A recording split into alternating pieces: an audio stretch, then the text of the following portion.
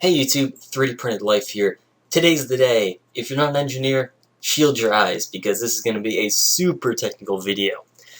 Now I apologize in advance, there's going to be minimal editing on this video just because of how long it's going to be. So basically I'm going to just try to keep talking, only really cut the video when I need to stop and take a break, get a drink of water, something like that. So let's just get right into it. So, if you haven't watched the original design overview, don't worry because I'm going to go over most of the same stuff to begin, or at least when I begin each section, and then I'm going to go a bit more in depth with each one. So looking at this top here, this is the main kahunas. This is where everything real happens, and it's obviously the most important part of the printer because this is basically the frame for the core XY gantry. This plate here is a 1/4 inch aluminum 6061. It's going to have to be CNC'd because, as you can see, there are some variable depth cuts, and additionally, a lot of these holes are not through holes. All the holes to mount these rails and these pulleys, they don't go all the way through. They are about 1 millimeter from the top surface, and then they are bottom tapped. So basically that means that there's still plenty to hold on to. It's 1/4 inch, which is 6 millimeters, give or take. So it's going to have 5 millimeters of thread to hold on to, so more than enough. But the only bolts you'll see on top are the 4 corners, which obviously have to be there, and the 4 motors, which I could get rid of these bolt holes and have basically the motors mounted to an aluminum plate and then mount the plate from the bottom side to this big plate, but that just adds unnecessary complexity. I'm not going to bother with that. It's just an extra 8 bolts on top, which I'm going to make black button head bolts, so you really won't notice it. It's not going to be a big deal at all. It'll still look nice and pretty. So now these rails are 12mm MGN 12 rails. The carriages, which will be on those rails, are going to be the long version of the carriages. It's kind of hard to see from this angle, but they are the long version. And right now I'm sourcing my rails from Robot Dig. They are the quality rails. Now I've only tried out the MGN 9 rails. Haven't tried out the 12s yet in this quality standard that they use. So from what I've seen with the MGN 9s that I got that were high quality, they seem to be very good quality rails despite the low price, so they should be okay in the 12s, but I will of course be double checking to make sure before I go ahead and order 100 or so of them. These idlers are just GT2 idlers with built-in bearings, so those are nice and fancy. You can just bolt them straight on and they'll work. They have teeth, so they're okay with the tooth side of the belt being against it. And then the only idlers besides those guys, these are pretty much all the same. In fact, these are all the same. The only different ones are on the Y Carriage. There's 2 spots where it's the back side of the belt, so I just have these dual 625ZZ bearings, just like I had on the Eclips3D. So now finally, to wrap up the top plate, we got these shaft supports up here, pretty basic, just bolt on. You'll notice all these standoffs are going to be just basic aluminum standoffs from open builds. Hopefully they can make custom sized ones. I'm pretty sure they can, but of course I'll be double checking to make sure. Worst case, I'll figure something out on my own. Possibly make a rig to make these to size by myself, but I don't think I'll have to worry about that. And then just standard GT2 pulleys on there, and open builds NEMA 17 motors, which are nice and torquey, especially when they're going to be running on 24 volts. So the next part of the core XY we're going to look at is this Y frame piece. So now this is an 1/8 inch black anodized 6061 aluminum. Now this can be water jet or CNC'd or pretty much anything because it's just a 2-dimensional piece.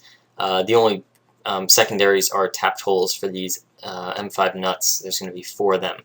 Oh, I'm sorry, and all of these M3s. So it probably is going to end up being done in a CNC just so it can auto tap all those.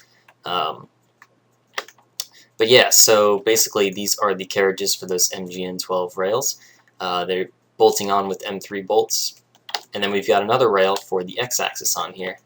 So now idlers, these are the standard GT2 idlers, and then these are those 65ZZ flanged bearings I mentioned before. Just 2 of them to make a backside belt idler. And you'll also notice that these bolts come up nice and flush.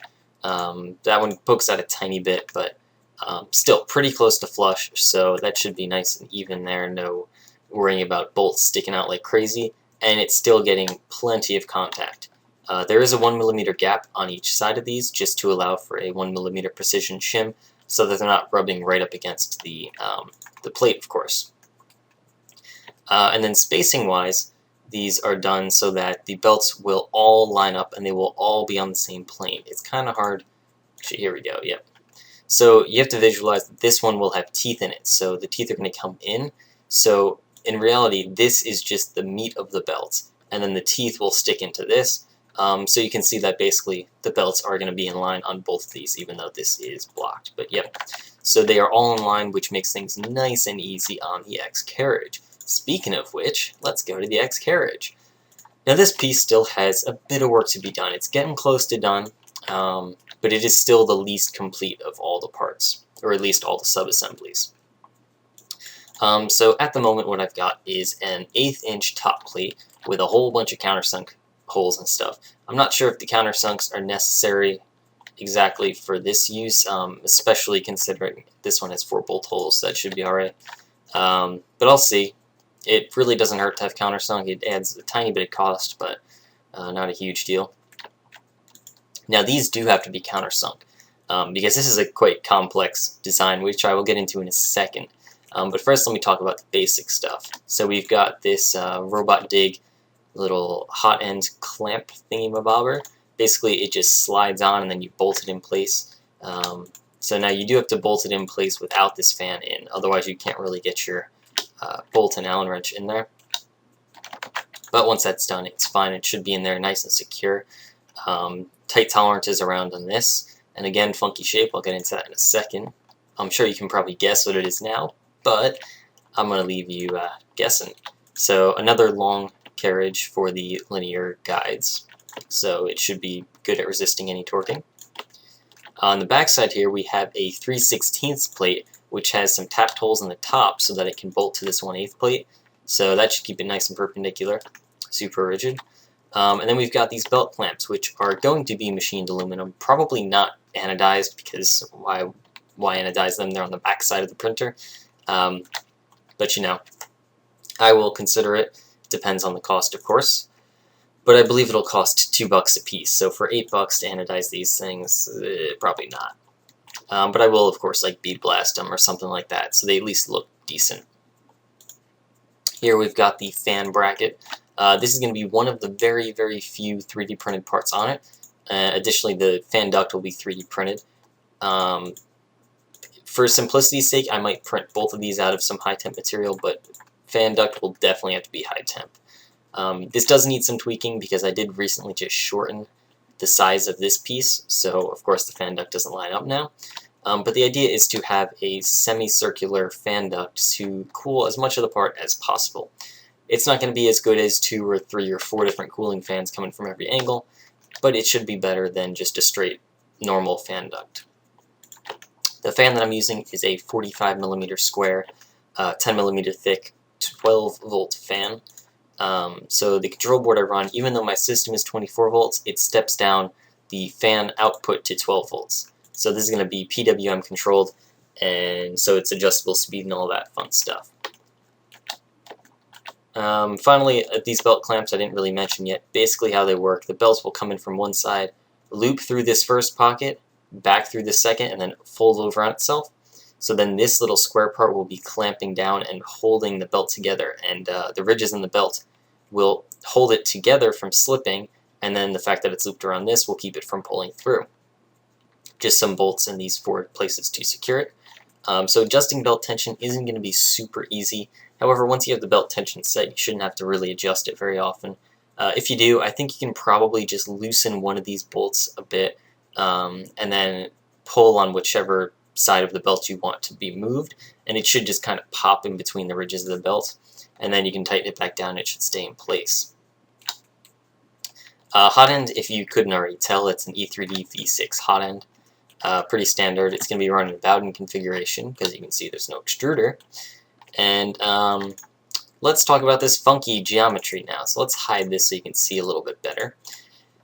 Basically, the idea is that these are going to be tapped M3 holes, the 3 of these, so that you can bolt this bracket up from the bottom and it'll hold against this piece. pretty standard, right? So what happens if you want a dual extruder? Well, this will allow you to do it. I have another piece. Let's see. The setup is a little bit broken at the moment. As you can see, you'll have another plate that you can bolt in here using M2.5 bolts. So those will pass through the M3 threads, which is why you also need the countersink here, because it's not a perfectly sized hole. So that M2.5 will align itself with the countersink so that it's nice and centered. And then you'll get this extra plate. And on this plate you can mount an E3D Chimera or Cyclops. I guess Chimera would be recommended, but not really sure. It's really the user's preference, because I'm not sure if I'm going to officially support this just yet. Because then additionally the fan would have to change positions, the fan ducting would have to change. Dual extruders just bring so many potential issues and so many well-known issues with dual extruders and all that stuff. So that's really meant to be more of an experimental, do-at-your-own-risk thing. I may sell those machined parts if there's enough demand for them. If not, then whatever. This will just look kind of funky, or I might change it back to be single only. It really depends on what most of you guys want. So I really don't mind this little bit of a funky cutout and the countersinks on the top of the threaded holes. It doesn't really add anything negative. It just adds a potential to upgrade in the future, so why not keep it? Anyway, that's pretty much it for this block.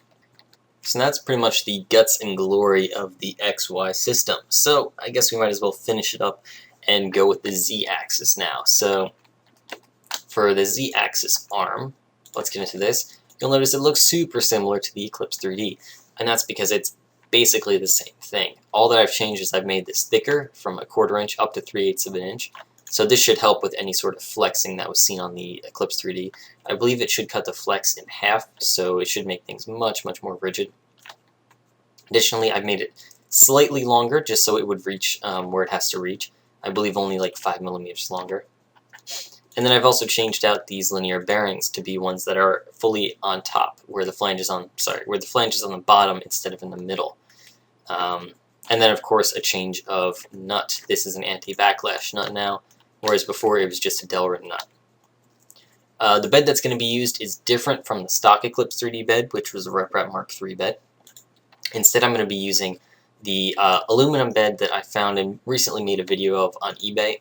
It doesn't have like a brand name. It's basically just a much, much cleaner looking 1/8 inch aluminum bed with countersunk screw holes that are tapped, so you can just screw those bolts and they'll stay right on the bed, and it makes everything so much nicer and so much more rigid. I love it. And then I'll be slapping a 24-volt silicone heater pad on the back, since the only ones I could find on eBay were 12 volts, unfortunately. But I should be able to make that work. I believe they just use 3M adhesive anyway, so I can buy sheets of adhesive, cut them to size, and then just slap everything together pretty easily and quickly. As far as the leveling system, it is still going to be a spring leveling system, or I may use the silicone pieces that actually come with this bed from eBay. It's just like a springy silicone that you put in place of springs. But yes, I'm still going to be using this. No, there's not going to be auto leveling. I've discussed it multiple times in a bunch of different comments on different videos. Never made a video on it, but I might eventually, just on the reasons that I don't like auto leveling on Cartesian 3D printers. For budget 3D printers that want to save some money and don't want to deal with this manual leveling, you can just bolt the build platform straight to this arm and save a bit of money, add a $2 sensor to the extruder head, and you're fine, you can auto level. But for premium DIY or even premium consumer 3D printers, I do feel that manual bed leveling is still the best way. Auto bed leveling has a bit of ways to come before it can really compete. But that's it for the Z arm. Now let's talk about the Z motion. We've got, well, I guess I'll just do the whole bottom plate because this is all that's on it. We've got a integrated linear stepper motor.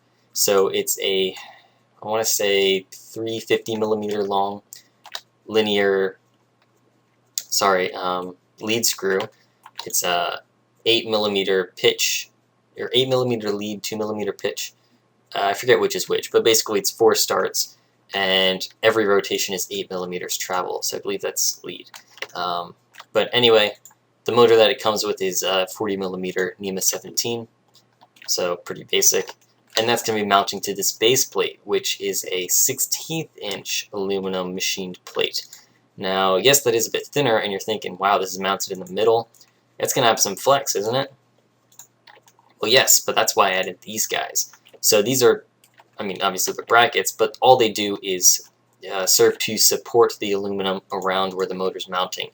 And this should make it nice and rigid so that there should be no issue there. If I do find that there is an issue with this, I can always add a cross beam of extrusion, just something across here, and then even probably get rid of these guys or something like that. So I mean, I'll see what I have to do. I don't think this would be an issue, but I do have a backup plan just in case it is. So that's pretty much it for the Z-axis. Actually, there's a little more. The motors, we already talked about this, the top shaft mounts right up there. Bottom ones are underneath here, and there's the holes on the plate to help you align it down here. Up top is automatically aligned, of course. But that's basically it. Pretty simple. The rods are, I think, 370mm long, so they're slightly longer than the Eclips3D, but I'm pretty sure 360mm ones can still be used. It might just be a little bit close. You might have minimal amounts you clamp onto on the bottom. But I mean, again, they should work, no problem. So that's pretty much it for the 3 axes. So that's the main part of the printer. So now let's get into the aesthetics a bit and the nitty-gritty stuff. So let's talk aesthetics first of all. I mean, most of this is pretty obvious. I'm just going to kind of point out some of the key design features that I used in order to make this thing look as pretty as it does, at least in concept. We'll see if that translates. Anyway, this top plate and pretty much every single plate is going to be black anodized aluminum. So that's going to look nice and pretty. Now additionally, these 4 bottom extrusions are black anodized, and hopefully they look the same. If they don't, I do have a backup. I can change these to silver anodized, so they'll look the same as these vertical extrusions. But hopefully I can do black, because I do like the way this looks with just the 4 silver vertical pillars, and then the rest is just black.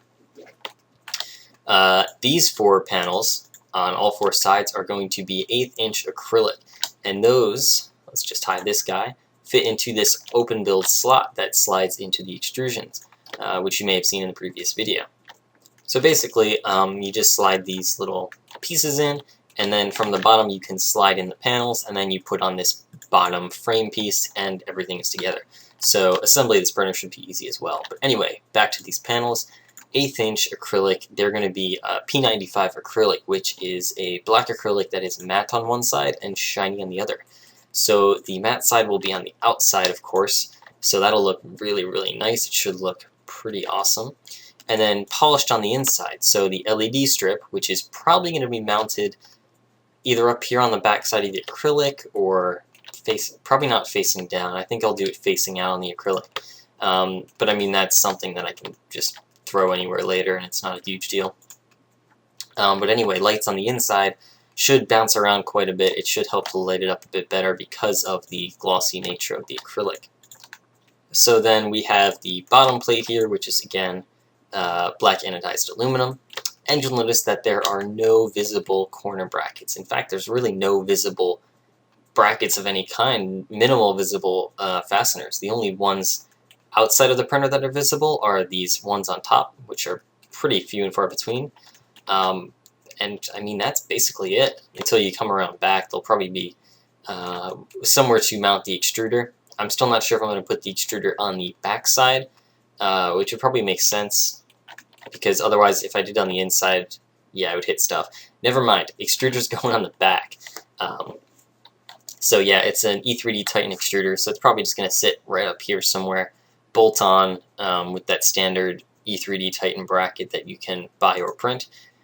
Spool holder, it's just 3D printed, it slots right into these holes on the back panel, and so that's nice and neat. Everything is super clean, streamlined, filament comes out, up and done. We've also got an LCD on the front. Still not sure if I'm going to do the full graphic or the standard like rip discount LCD. They both do pretty much the same thing, but from what I've seen, this one can tend to be just a bit laggier, so I will see which I end up going with. I really am not a fan of either one, but unfortunately there's just no alternatives that are reasonably priced. There is the Vicky controller for the Aztec boards, but going with that would add $150 to the price of the printer because of the board plus controller combo price increase. So I mean, $150 for a slightly nicer controller, which is still, it's not even full graphics really, it's just text. I mean, this one's not full graphics either, but whatever, you get the point. So I mean, it is a much nicer controller than this, but still, for the price, I just don't think it's worth it. So that's really the one compromise of this printer. But I don't think that should be a huge problem, especially considering the Lulzbot uses the same controller, and that printer is going to be way more expensive than this. Alright, not way more expensive, but more expensive. Anyway, back to reality. Oh, one thing I forgot to mention is end stops for all three axes. Now, the y-axis is going to be a front end stop mounted right around here somewhere. I'm probably going to be using the mini end stops, as in like just the switch, not this whole piece. But regardless, it's going to be mounted somewhere around here, so that when this guy comes all the way forwards, and this hits the end, it will trigger the end stop. For the x-axis, I really don't want to put it on top here, but I don't think I have room anywhere else to put it. So I may end up having to put it on top, having a bolt in here somewhere that'll come all the way up and engage that end stop. Then for the z-axis, I'm just going to throw it in the base because that makes the most sense. I'm also going to have a tapped hole, which I don't have in here yet, but a tapped hole on this guy with a spring and a bolt so that you can easily adjust the, or easily fine-tune the Z end stop triggering position. Because that was an issue with the original Eclips3D, where it was just one fixed position, you couldn't really adjust it. So this will allow you to fine-tune it so that you don't have to move all the screws to the bed to adjust the height. You can just turn that one screw and raise or lower the Z homing. So that will be mounted somewhere under here. I didn't realize how little room I had, but I can probably find a pretty easy place to just slap in a little 3D printed bracket and hold it. And then I think that should just about wrap up the entire design as of now. A few things I didn't mention are the electronics, which will just be bolted to the bottom here. That's pretty straightforward. I don't have them laid out yet or anything yet, but it doesn't really matter, they'll fit anywhere. I don't have the power switch / power input area designated yet. It's probably going to be on the back or the side here in the corner. And I'm still debating whether or not I want to do a standard power supply with the switch, or sorry, power socket with a switch like on the Eclips3D, or if I want to go with just a power socket and then have that fancy blue button up front here, something like that. I think that would look pretty awesome, except that would also add a bit of complexity, a lot more custom wiring, and that just really adds to the chaos. And when it's just one person designing, building, and selling 3D printers, I gotta try to keep things as minimal on my end as possible so that I can actually produce a decent number of 3D printers in a reasonable amount of time. But anyway, I will look into that because the button did look pretty cool, and I mean that would just be pretty nice to have a power button right up front where you can just turn it on and off very easily. But yeah, that's pretty much it for this video, so I hope you guys enjoyed. You also noticed that this is like a silk screened white logo up front. But I think that's just about everything now. I will stop rambling. Hopefully some of you guys stuck through. If you did, congrats, you win 1,000 internet points, something like that. But yeah, so if you guys have any design suggestions, aesthetic or technical, I'm very, very happy to hear them below. Even if it might sound stupid, it may be something I didn't think of that I can actually work in, and that actually does make more sense than it may initially seem like. So again, any ideas, I'm happy to hear them below. If you liked the video and you actually stuck through it, leave a like, let me know you liked it. It's always good to know what content you guys like and don't like, so that I can make more of the stuff you do like. But yeah, that's about it for this video. Thank you guys for watching. Hope you enjoyed, hope I didn't bore you too much, and I'll catch you guys later.